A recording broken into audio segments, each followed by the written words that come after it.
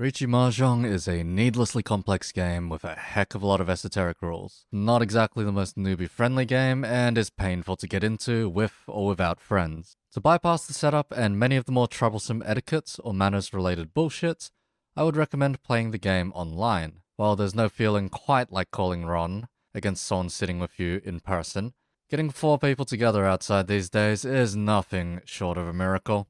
So take your pick. If you like waifus, a clean interface, and many quality of life elements, boot up Yoastar's Mahjong Soul. If you like pain and suffering, as well as a more competitive community, I would recommend booting up Tenho instead. For the sake of brevity and my own sanity, I'll be booting up Mahjong Soul, as that also comes with a rather nice rundown of the game's basic rules and elements. Now, while this is a harsh oversimplification of the game at hand, the goal of the game is to make the most beautiful hand while not dealing into others.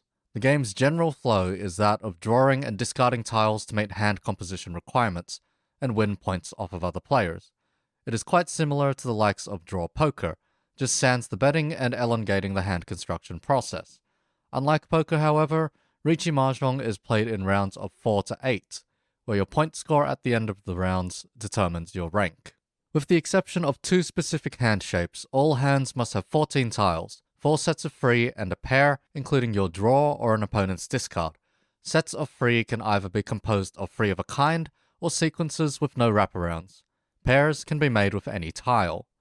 Where Riichi Mahjong becomes a complete pain is in scoring points. It is not enough to get 4 sets of free and a pair.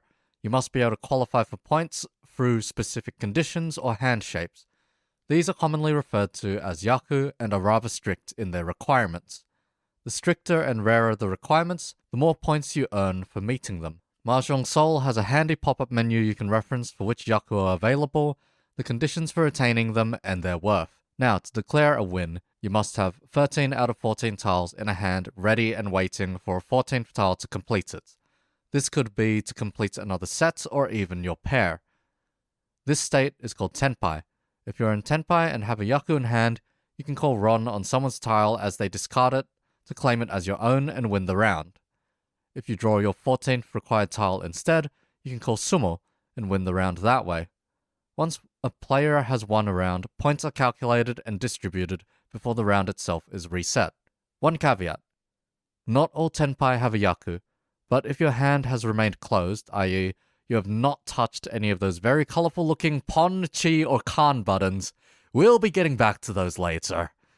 You may declare riichi to give yourself a yaku, the game's equivalent of calling Una. To declare riichi, discard an unnecessary tile to your Tenpai sideways and bet away 1,000 points. Your hand is now locked down and you must discard every tile that does not result in a win. At this point in most scenarios, you can switch on auto-ron/win and let the game play out. In summary, to play Riichi Mahjong is to draw and discard tiles to form a hand worth points. For beginners, play with your hand closed as to ensure your hand remains valid and get into the practice of meeting yaku requirements. Memorizing the yaku available will go a long way in informing your decision making down the line. That'll be all for this one. The next one should be coming soon, and we'll go over the consequences of opening up your hand, calling Pon, Chi, or Kan.